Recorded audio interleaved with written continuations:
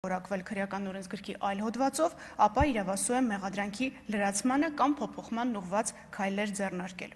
2024 թվականի հոկտեմբերի 11-ին հանրային մեղադրողի կողմից կայացվել են Ռոբերտ Քոչարյանին, Սեյրան Օհանյանին, Յուրի Խաչատուրովին եւ Արմեն Գևորգյանին նախկին քրեական օրենսգրքի 300-1 հոդվածի առաջին մասով վերագրված արարքի իրավական գնահատականը փոխելու եւ նրանց նոր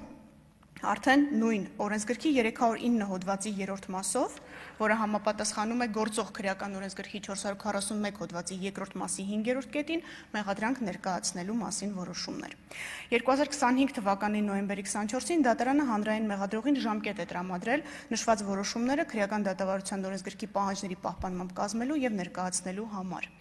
Ձեր հնչեցրած հարցերից ես հասկանում եմ, որ մեղադրանքի վերաբերյալ տեղեկացված չեք, բայց նաև ազգային ժողովի ամբիոնից ես չեմ կարող հանրային մեղադրողի փոխարեն, թեև իհարկե շատ ցանկալի կլիներ, ընթերցել ամբողջ մեղադրանքը, որ առաջադրված է, եւ ձեր բարձրացած մի շարք հարցերի պատասխաններ հենց այդ մեղադրանքի մեջ դուք կստանայիք կապված եւ զինվորականների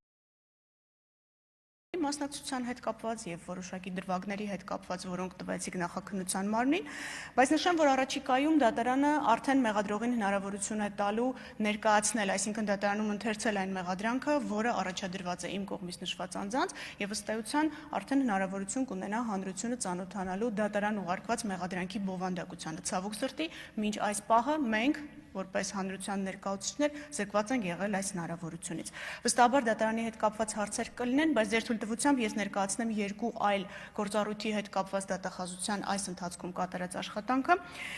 Այդ թվում այն կոնտեքստում, որ Մարդու իրավունքների եվրոպական դատարանը սեպտեմբեր ամսին նշել է Ֆարմանյանը եւ այլ քննադեմ Հայաստանի վճռի ներքո։ 2025 թվականի օգոստոսի 11-ին գլխավոր դատախազությունը հակակոռուպցիոն դատարանը ներկայացրել հայցադիմում ընդդեմ Ռոբերտ Քոչարյանի, Արմեն Գևորգյանի, Սեյրան Օհանյանի եւ Յուրի Խաչատուրովի Հայաստանի Հանրապետության կողմից հատուցված 670 միլիոն դրամը որպես հետադարձ պահանջ համապարտության կարգով բռնագանձելու պահանջի մասին։ Ինչու 670 միլիոն, ինչու հայց։ Հետադարձ պահանջի չափը հաշվարկվել է հիմք ընդունելով ազգային ժողովի կողմից 2019 թվականի հունիսի 4-ին ընդունված 2008 թվականի մարտի 1-ից 2-ը Երևան քաղաքում տեղի ունեցած իրադարձությունների ժամանակ տուժած անձանց աջակցության մասին օրենքը։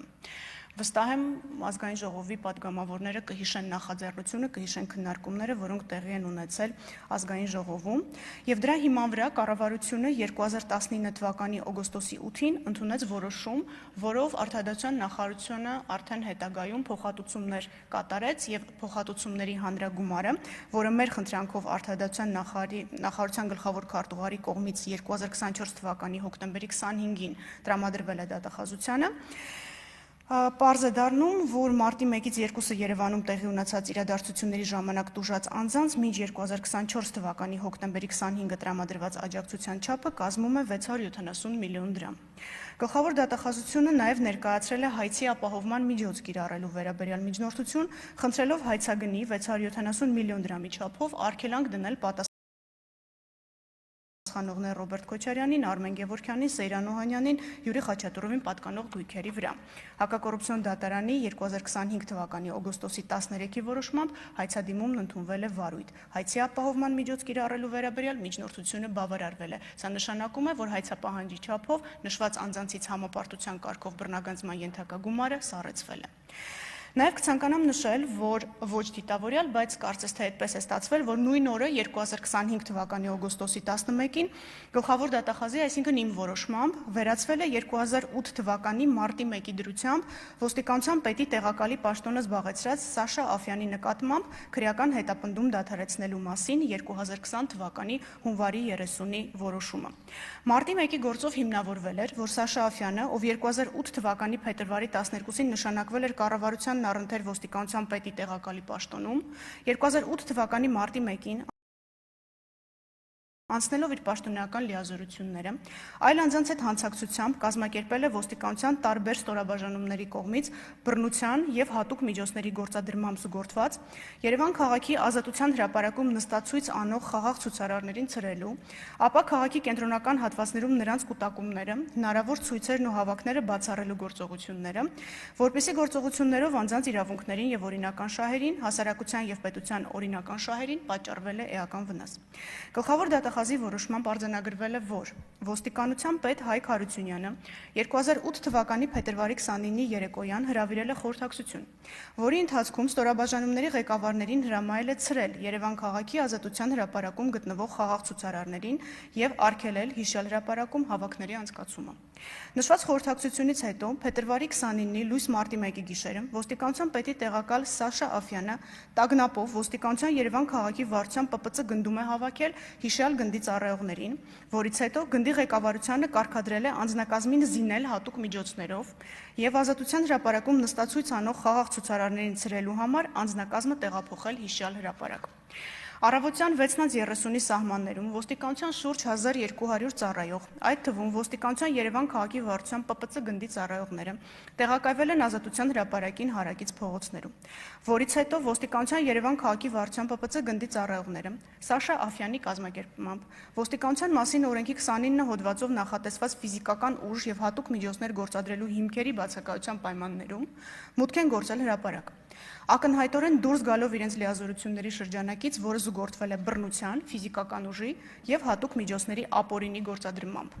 Ցրել են նստացույց իրականացնող հարյուրավոր խաղաղ ցուցարարներին եւ հարկադրաբար դուրս են հանել հիշյալ հրապարակից։ Նույն ժամանակ ոստիկանության մյուս ստորաբաժանումները քաղաքացիների հետագա կուտակումներն ու հավաքները հրապարակում կանխելու նպատակով շրջափակել են Ազատության հրապարակը եւ թույլ չեն տվել քաղաքացիների մուտքը հրապարակ։ Նստացույց անող անձանց Ազատության հրապարակից բռնությամբ տարհանելուց հետո Սաշա Աֆյանի եւ այլ անձանց կազմակերպմամբ ոստիկանական ուժերը շարունակել են բռնության եւ հատուկ միջոցների գործադրմամբ հետապնդել քաղաքացիներին քաղաքի կենտրոնական հատվածներում, նրանց կուտակումները, հնարավոր ցույցերն ու հավաքները բացառելու համար։ Ոստիկանության կողմից Ազատության հրապարակում եւ հարակից փողոցներում կատարված գործողությունների արդյունքում 3 տասնյակից ավելի քաղաքացիների առողջության պատճառվել է թեթև եւ միջին աստիճանի մարմնական վնասվածքներ, որպեսզի գործողություններով անձանց իրավունքներին եւ օրինական շահերին, հասարակության եւ պետության օրինական շահերին պատճառվել է էական վնաս։ 2019 թվականի հոկտեմբերի 26-ին որոշում էր կայացվել Սաշա Աֆյանին նախկին քրեական օրենսգրքի 38-309 հոդվածի երկրորդ մասով որպես մեղադրյալ ներգրավելու մասին եւ նույն օրը առաջադրվել էր մեղադրանք։ 2003 թվականի ապրիլի 18-ին ընդունված քրեական օրենսգրքի 309 հոդվածը հիշեցնեն պատասխանատվություն է նախատեսում պաշտոնատար անձի կողմից դիտավորությամբ այնպիսի գործողություններ կատարելու համար, որոնք ակնհայտորեն դուրս են եկել նրա լիազորության շրջանակից եւ էական վնաս են պատճառել անձանց կազմակերպությունների իրավունքներին եւ օրինական շահերին, հասարակության եւ պետության օրինական շահերին։ Հոդվածի երկրորդ մասով նախատեսված է լիազորություններ անցնելու որակյալ հանցակազմը, այն է նույն արարքը, որը զուգորդվել է բռնություն, զենք, հատուկ միջոցներ գործադրելով։ Գլխավոր դատախազի որոշմամբ արձանագրվել է նաև, որ մեղադրյալ Սաշա Աֆյանը իր ցուցմունքով խնդրել է իր նկատմամբ նախկին քրեական օրենսգրքի 38-309 հոդվածի երկրորդ մասով հարուցված քրեական հետապնդումը դադարեցնել վաղեմության ժամկետն անցած լինելու հիմքով։ Սակայն գտնելով, որ մեղադրյալ Սաշա Աֆյանի կողմից բռնություն, զենք կամ հատուկ միջոցներ գործադրելով զուգորդված պաշտոնեական լիազորություններն անցնելը ավարտվել է 2008 թվականի մարտի 1-ին, հետևաբար Սաշա Աֆյանին քրեական պատասխանատվության ենթարկելու նախկին քրեական օրենսգրքի 75 հոդվածի առաջին մասի 3-րդ կետով սահմանված վաղեմության ժամկետն անցել է, վարույթն իրականացնող քննիչը 2020 թվականի հունվարի 30-ին կայացրել էր որոշում եւ Սաշա Աֆյանի նկատմամբ դադարեցրել էր քրեական հետապնդումը։